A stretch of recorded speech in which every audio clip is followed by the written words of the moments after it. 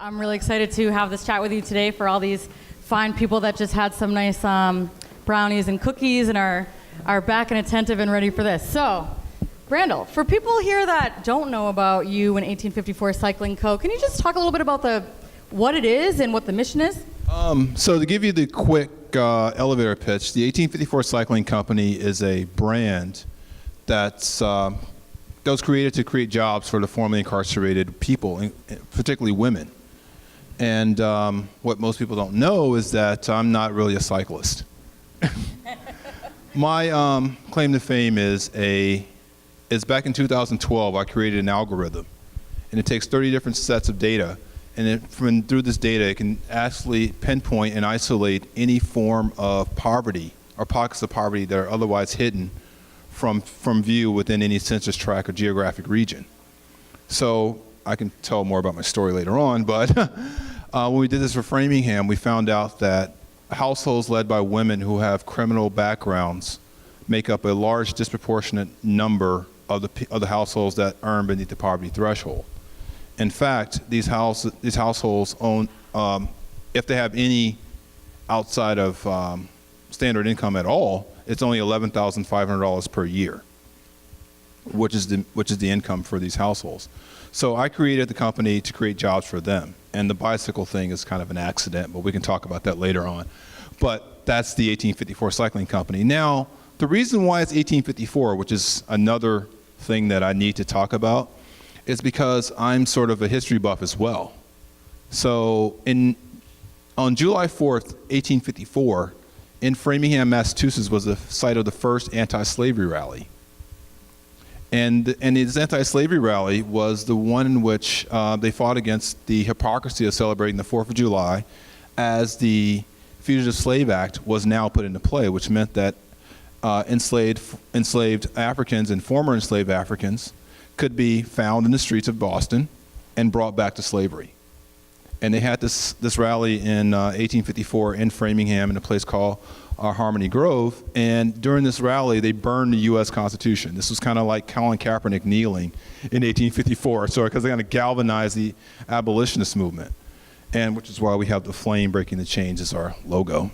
And I named it after that in terms of that relevance, and all of our bikes are named after abolitionists and those kind of things. But I liken it to the recidivism of the prisons. We have a lot of prisons, and for most people who don't know the recidivism rates, 76% of all people who are released from prison will go back within the next 5 years. 76%. So the question is, were they ever really free? And the next level is that for women in particular, they may not have as high of a recidivism rate as men, but they're more likely to live in poverty post-incarceration than men. And they're more than likely to have a household with children under the age of 18. So that's my why. I created the company for them. So I don't know much about the bike industry. Right. I'm not a bicyclist myself, but I can imagine that most people that are out shopping for a bike, they're not really thinking about a social mission when they're doing it. So how have you navigated that industry? What are you doing to reach the customer that wants a great quality bike but also cares about this mission? Well, one thing about us is that I'm not, this is one thing I actually will tell all the entrepreneurs in the audience. I'm not trying to build a bicycle, or a product, I'm trying to build a brand. So when my company first came out, we sold a lot of merchandise. You'll see the abolitionist hoodies and things like that all across the country. When we went to Bloomberg, we sold all across the world and bikes and things like that. But we want to create a brand that means something. And so when you see 1854 anywhere, it means the place that hires formerly incarcerated people. I can't necessarily say women, because that also includes men, women, non-gender binary, et cetera. So I want to make sure that we do this, but when you see my brand on anything, this is what we do. This is what you're spending your money, and this is why you're paying your premium, because I could tell this room like a tidbit. In about 3 years, we're going to make motorcycles. Oh. So, and that's going to be a really cool thing. But when that comes out, the credibility of this entire brand is going to mean something. We want to do what Harley did not. That is, bring in a culture that includes people that don't look like the norm. Because in the same way, I can't walk into a normal bicycle shop and feel welcome. We can't walk into a motorcycle shop and feel welcome at all either.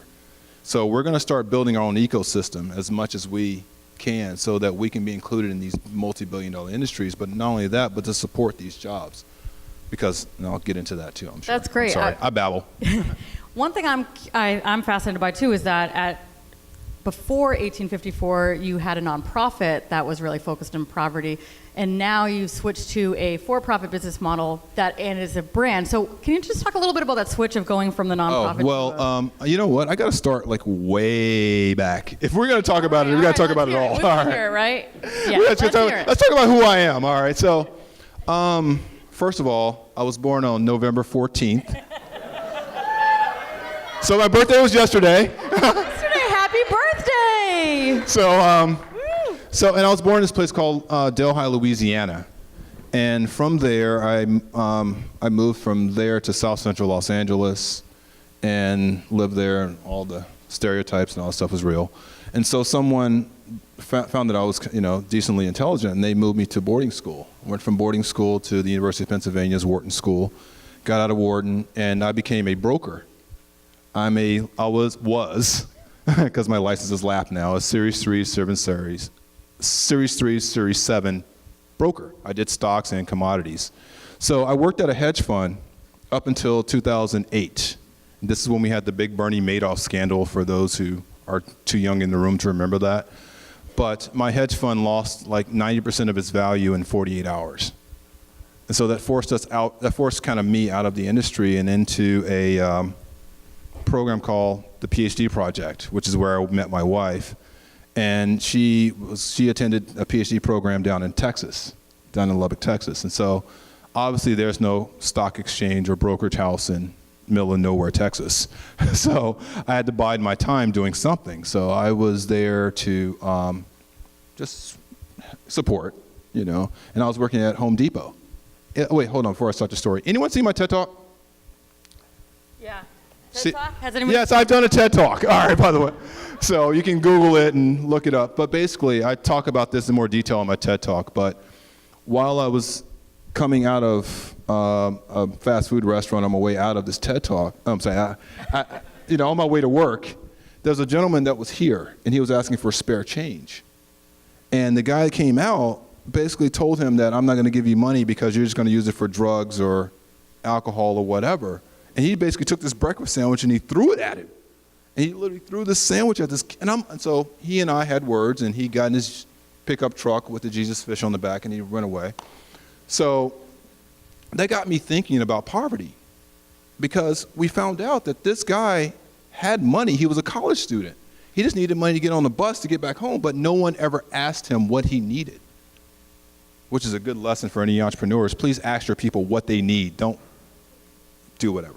So I started to go down this path, and I like numbers, so this is how I built the algorithm for poverty, to find out what people need by going through the numbers and seeing what's hidden. So while I was in Lubbock, Texas, I started a nonprofit called Project Poverty, and it was based on building a poverty alleviation nonprofit based on this algorithm. So what I did was I found 3 populations that were in Lubbock, Texas, that were very unique. And these are the populations. First of all, there was a population of people who were, how can I say it? They're chronically unemployed, which means that they can get a job, but they can't keep a job longer than 90 days. So they go from one box retailer to one fast food restaurant and so on and so on. And there was a circle of like 7,000 people who were in this kind of cycle of never having a full-time, year-round place of employment. And so I went and worked with them through the workforce development, and we developed a program to help them get past their 90 days. A second population were children who were being emancipated from foster care, because Lubbock County had one of the highest rates of children being taken out of their homes due to abuse and things like that and neglect. So when they were turning 18, they were just handing them a check for $700 a month and putting them out on the street. So this is a population we had to work with to give them life skills, because no one has ever taught them those things. And the third population were the people who were being incarcerated. So I used to go into the pods and talk to them about what's going on, because they would come in and out. Come to find out that the state of Texas has something called restitution. Have any of you heard of restitution? Okay, restitution is where you have to pay money for every month or week that you spend incarcerated. You pay it back to the state. So a lot of these people were in jail for small things like child support, unpaid DUI tickets, and things like that. So when they get out of jail, they owe the state a lot of money that they had to pay back within 90 days, or they go back.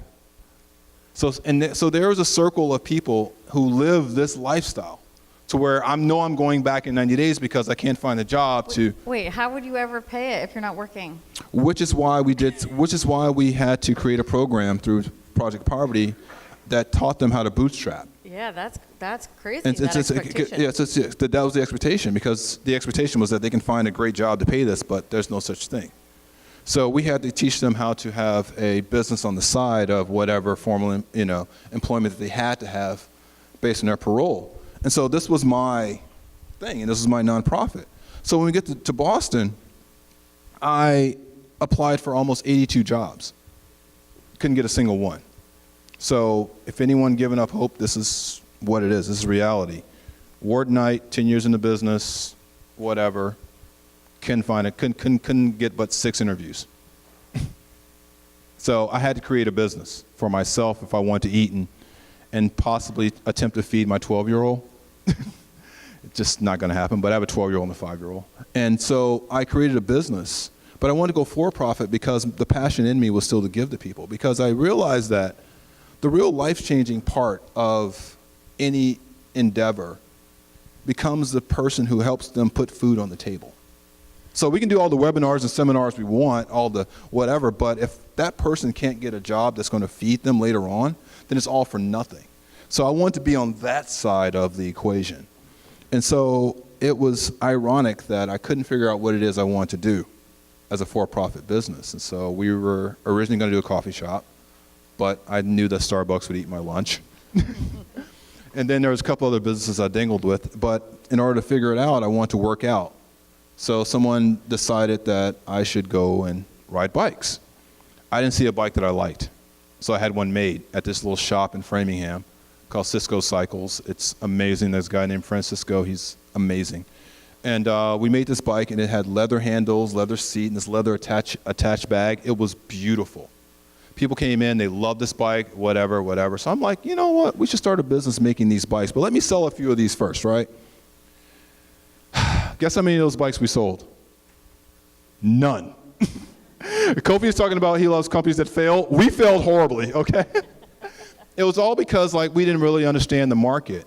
And the market in Massachusetts, people don't like leather because most cyclists are vegan and the weather will eat it up. So therefore, they're not going to touch a leather bike. So it's kind of but we started creating bikes that people like, and we hit that. But the transition has been great because now I see a way of creating employment for them that's sustainable. But we can talk about that later on. I'm sorry. How many people are you employing currently? Right now, we're down to about 5. Okay. Right now, we're down to about 5. It's seasonal, but we're about 5 and in and out. But like you said, I mean, any job that we can give to another person is really. Oh yeah, but the thing is, it's we want not just to give them a job because they can get a job at McDonald's. Mm-hmm. It's this living wage employment thing that we want to really get to, where we're paying $50,000, $60,000 for a skill that's in demand. Because if we are able to set up and create this state-of-the-art robotic engineered factory that's using advanced robotics, advanced technologies, and things like that, then the people who work there have transferable skills. But not only that, the products we're creating out of there create and generate a profit, That's which awesome. is another, yeah. So today we were brought together to focus on many topics, but a lot of it is about ecosystem. Can you talk a little bit about when growing this business, what are the key players that have helped you with that? Whether it's the city of Framingham or mentors or organizations, I mean, what would you talk about when you think about the ecosystem that's surrounding 1854 cycling? Yeah, that's amazing because first off, the city of Framingham is amazing. They're growing. If you haven't been to Framingham, you got to check us out. We're a brand new city, great mayor, great dynamics. We have a lot of spaces for entrepreneurs like yourselves to come and grow. We have a new growing downtown. It's going to be amazing. and new stuff coming in all day, but you can always call me and I'll give you the grand tour. I'll be the ambassador of downtown Framingham. But the thing I love about Framingham is how accessible all the people are. I don't think I can get a call with the chair of the economic development, meeting within 2 weeks or 2 days the way I can in Framingham, or I can't get the mayor on the phone or the chief of police on the phone, but I can in Framingham. And the other thing I love about it is that the proximity to everything else helps, because we all operate like sort of a small town. So when I go to this shop for this part, they can send me somewhere else, which is why I believe that we all should work in our own small communities, because there's resources that are there that you won't get in the major cities that are kind of hidden by the number of people that are there. Things that you need, like the banking relationships, the internal relationships, the other things that benefit from being in Framingham. But when we talk about an ecosystem of knowledge, for me, it goes city, then it goes home, because my wife's a professor. I can go to her and we can talk about lean startups and things like that. But within that ecosystem, we learn a lot from people who also have businesses that may have nothing to do with yours, which is something that I really will encourage every entrepreneur to do. Develop an ecosystem of people who have businesses that are not related to yours, because something can help you. How their logistics, their packaging, their information, their marketing, their something, their pitch decks, something, their connections with finance and banks, and these things kind of can help your business grow. However, we sort of have become this thing where we become tribal, in a sense where all the people want to shove you towards the bike shops and shove you towards the wheel manufacturers or these people. No, I want to go talk to the tech people. I want to go talk to the program system analyst. I want to talk to the guy who has, acoustic audio. That's. No, I love that you say that. With EforAll, we really do build cohorts of people that are working in all different industries. And oftentimes people say, like, why don't you just have a food industry or a food cohort? Or why don't you just focus on tech? And what we see is when you put people together that are in all different fields, the way that they're able to help each other is monumental in ways that you can't even predict. Exactly. Some of the advice that I've seen given by somebody that's building banking software, that's telling somebody that's building a business about food, you're like, they told you to do that? But it's this shared knowledge that we have about everything. So exactly, because one of the things about businesses that I can tell you right now for all the entrepreneurs in the room is that things change in a heartbeat. The way that business operated 6 months ago is not the way it can operate today. It is not. So every lesson that's being learned right now by people who are in business right now needs to be shared. How we brand, how we distribute, how we fulfill, how we market, all these things are changing every day.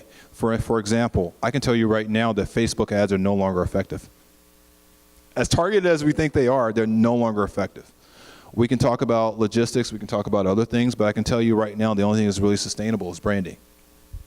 You have to build your brand, because the product that you're making is one day going to get made by robots, and it's going to be assimilated and made by Amazon and put on your shelf. So with that in mind about how businesses do shift, can you talk a little bit about some major pivots that have happened in the history of 1854 or coming next? Yeah, so basically one of the things that happened was that the first course was that we wanted to do this thing, and we were going to assemble single-speed bicycles.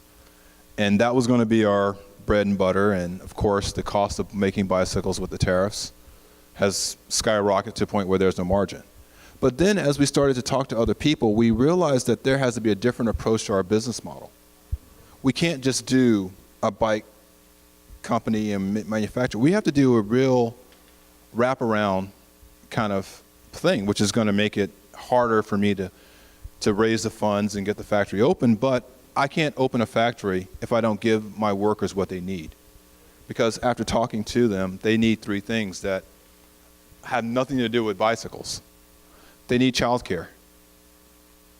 They need someone there who can guide them towards services and community resources so that they can deal with things like housing and transportation, and someone to kind of help them find and advocate for them to get into to buildings and apartments and things like that. And finally, they need trauma counseling.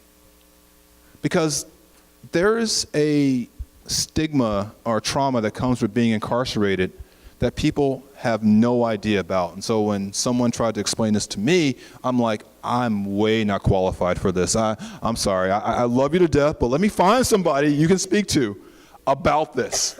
Because, I mean, like for instance, I'll just go ahead and share some personal stuff, but this woman hasn't raised her children in 2 years.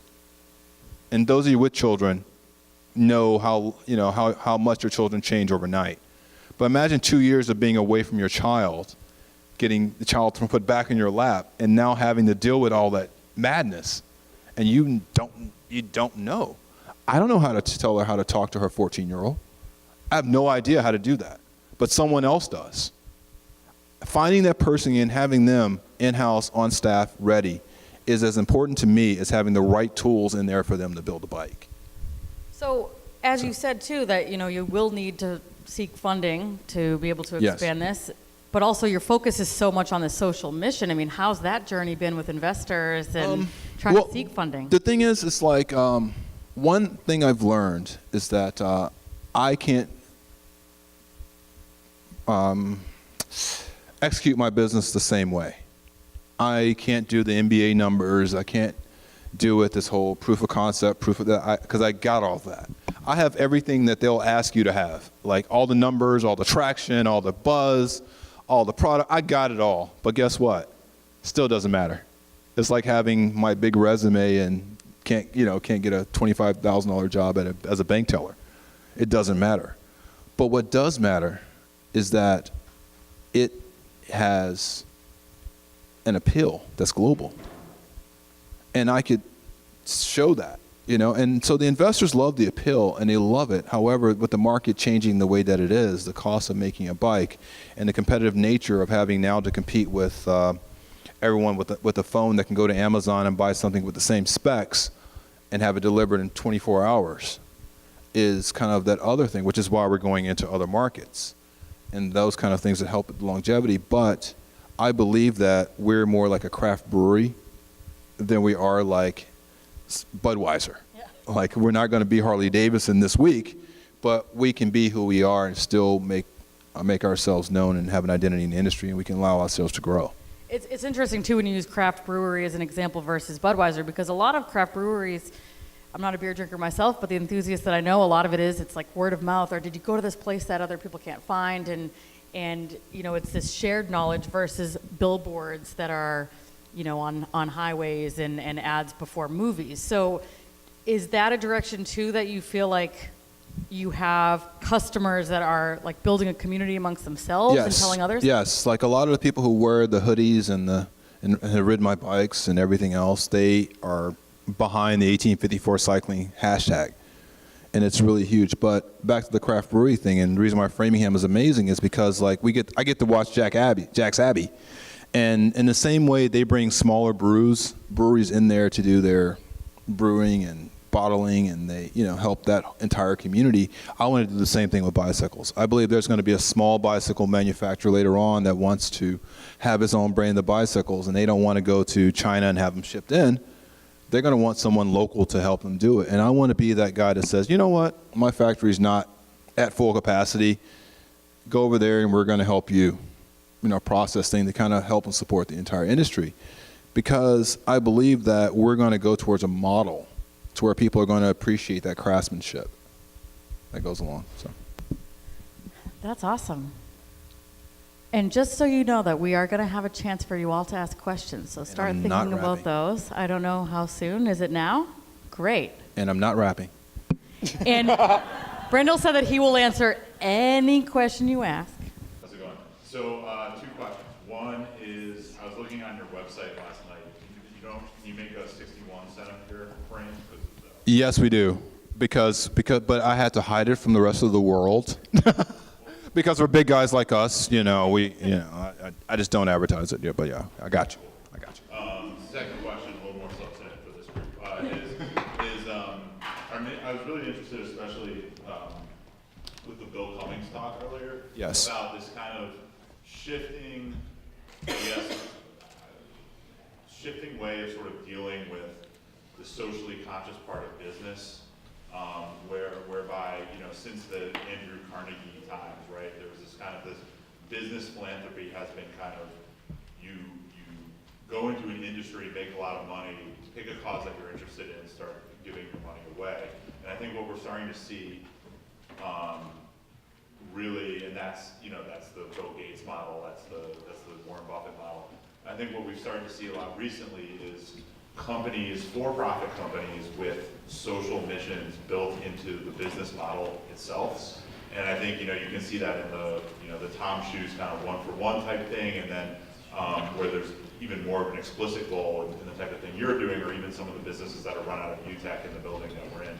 And I was wondering if, and you seem to have some really interesting perspectives on kind of where business is going in general. And I was wondering if you could talk a little bit about sort of how you see those trends changing, and how you see the sort of the convergence of kind of like the socially important work with the sort of for-profit business world. Oh, wonderful. One of the things that I think is pushing a lot of people into this is that we have a lot of nonprofit businesses that aren't getting donations, and they aren't able to raise the money the way that the for-profit businesses are. So you're seeing a lot of for-profit businesses which otherwise could have been great nonprofits 5-10 years ago. However, the way that funding works, it's harder to find funding than it is to generate income. So I believe that for some people, it's a market identity. It's how you differentiate yourself in the market. For instance, I don't think Tom's shoes are particularly nice looking. They're frankly ugly.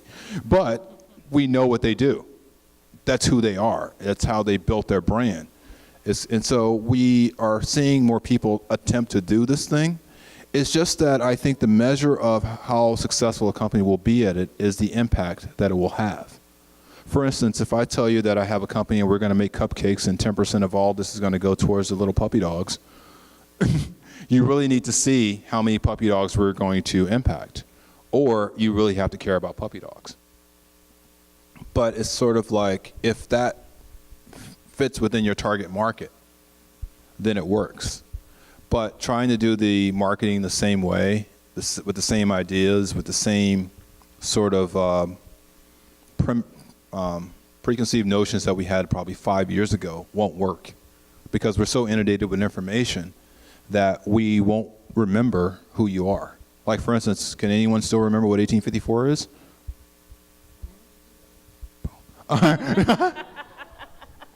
I win. No, but that's why I believe we'll see more of this in the future. However, we'll see a lot of fraudulent companies too. Companies that are owned by mass conglomerates, and this is one of their subsections. It's kind of like Budweiser owns a craft brewery, and this craft brewery looks like it's a little small craft brewery, but it's really Budweiser making beer that tastes just like that beer that company they couldn't buy out. So. All right, we have another question. I deal with the youth a lot, and I'm trying to get a lot of high school graduates or soon-to-be graduates to think about entrepreneurship, as you spoke on earlier about autonomy. And I think that autonomy is something that a lot of people are sleeping on. What would be the best way, and from your personal experience coming from Stripe and mitigating risk to be an entrepreneur, what would be the best way to encompass that to, say, an 18-year-old coming fresh out? I can tell you 3 things from, my wife's going to kill me about talking about our research, but I do this all the time. There are 3 things you need to tell them. First and foremost, people who are, I can say it, juvenile delinquents are the most successful entrepreneurs by and large. By large, because their risk tolerances are different. Their brains are wired differently for risk. They have everything that they need, because when Black Thought came up and he talked about fear, and we had Bill Cummings talk about this as well, that fear and faith can't coexist. So when you've been through the fear and you've had the scariest things in your world happen to you already, you know you can do this. So that's first. Secondly, let them know that if this becomes an option for them and they succeed, it's greater than playing it safe and failing. Okay. Thank you, because I just wanted to be able to help them frame mitigating risk. Yes. Versus them understanding the risk they're already facing. Yeah, and that's what I really wanted to do. And the third thing is, ain't nobody else going to do it but them. All right, we have time for one more question. Yes. So you are passionate about the brand, but I think you need to expand on what it means to build the brand. Oh, yes. Let's talk about that. You touched on it, and I feel your passion, and I get where you want to go with it, but I think we all want to hear that. All right, so building a brand. One thing about every company is that you are not going to make what you make the first time around for the rest of your life. There's not going to be a cookie that you make and you're not going to make a peanut butter version of it or an oatmeal raisin. But every single cookie you make is going to have your name on it. So the first thing that has to happen is that your name has to mean something. And you have to answer this question for yourself. What does your name mean? Because if I walk in the store and I see Nike, Reebok, Adidas, great. I know what they are, but I know their quality or whatever. But now I see Tom's shoes. What makes Tom's different than everybody else? You as an entrepreneur got to figure out who you are and what makes you so much different. And it's not your product. I'm sorry, it's never going to be your product. We went through this whole thing with Mass Challenge. And it was this amazing thing that you can have the product that changes the world, but are you the company that's going to make another product that's going to change the world? This is why we have to build our brand first, because in the world of Amazon and the Wish networks and the Alibabas of the world, people can tap on a phone and get exactly what you make delivered to their house. They can get something to do the same thing that you're trying to sell them to do, delivered to their house. But what is that experience and that connection with that brand, which is the other reason why I want to talk about business models and things like that, because we need to create brand experiences in our locations. So if you have a location, let's say you have a shop, what is it about your shop that makes it special? So that if I go to downtown Framingham and I go to your shop, I walk in there, I'm walking into your brand. I'm not walking into here to buy one of your particular cupcakes or one of your cans of beer. I walk into Jack's Abbey and I get Jack's Abbey, the entire German beer-looking whatever of this place. And I think that we all should think in terms of that and not just be sort of this run-of-the-mill thing. What is it that makes people want to come to see you and you specific? It's kind of like, I'll say this too. It's kind of like we have to put ourselves in a 21st century world of dating. Almost. Way back when, your only options were the people you saw every day, or people you can connect to the people you see every day. Now, you get everyone you can swipe right on. You know, there are 12 apps that you can do dating on or whatever. But what makes a person want to actually go out with you on that day? When I could be sitting at home texting with someone that I don't know who lives in some state that I've never heard of or been to. Your business is that same way. Treat it as such. It's something special about it because it's you. And that's what branding does. It allows you to tell what's so special about your brand. I haven't heard of that analogy before, but that is actually really good. I'm smart because sometimes. It's true. I mean, tell my wife I'm smart sometimes. do we have time for one more question? Thank you very much for sharing your stories. Thank you. It's very inspiring. One of the things, so it's very interesting how you make this social enterprise targeting a specific people that were in the disadvantaged state. How do you think cycling can do so much more as a tool for mobility? So these people cannot access jobs not only because these people don't access jobs because they have been incarcerated and have all these problems, right? But since the beginning, they didn't access jobs because they didn't have a way to access jobs. Like they had no mobility in their cities. How do we use cycling and many other tools now to do that? And have you considered this as part of your brand? And how can you brand cycling? Because when we actually go back out to the public again, we're going to talk about the transferable skills they're learning. Because right now there's a demand for certified e-bike mechanics in service companies. We're creating those. There's a demand for people who work in blue-collar manufacturing with additive manufacturing to actually be able to use and service machines that do robotic engineering and things like that, and robotic manufacturing. There's actually a demand for people who can handle advanced materials. These are transferable skills. So I won't be the only person who will pay them a living wage at that point. But the other thing is that I'm teaching the world that there's a labor pool who wants this job. Because what happens is that everyone believes that I'm going to go to the college campuses and offer them jobs making peanut butter, and they're going to just come by the flocks to come and work for us. When they may hire 2 or 3 of these people, but next year they're trying to hire 2 or 3 more. They're on the college campus every single year. Meanwhile, there's a working, willing, and able labor pool right here of people who may or may not have the education, but they do have the dedication to fulfill these jobs. And so cycling is just a vehicle. Actually, I like that. Cycling is just a vehicle to create transferable skills and jobs that are living wage for these people. And it could be any industry, any of your industries. So what I really want for entrepreneurs to do is consider this as a labor pool and prove that it needs to work, prove that it can work. Awesome. Well, I wish we had more time because you have already said so many great things. Thank you. I will suggest to anybody that hasn't checked out his TED Talk, it's called Stop Throwing Breakfast Sandwiches at the Poor, and it is a really great TED Talk. There's also several podcasts, and I would say that we should all take him up on the offer for a tour of Framingham. That's a very good offer. That's either me or Art Roberts back in the back, who's the executive director. We'll see how many people. I'm going to guess 3 people. By, I mean, Jack Sabby is there, so you guys will all be in the next few there. months, and I'll check back in and see how many people follow through. So we're going to pass it back over to David Parker, but thank you so much. Thank you all for having me.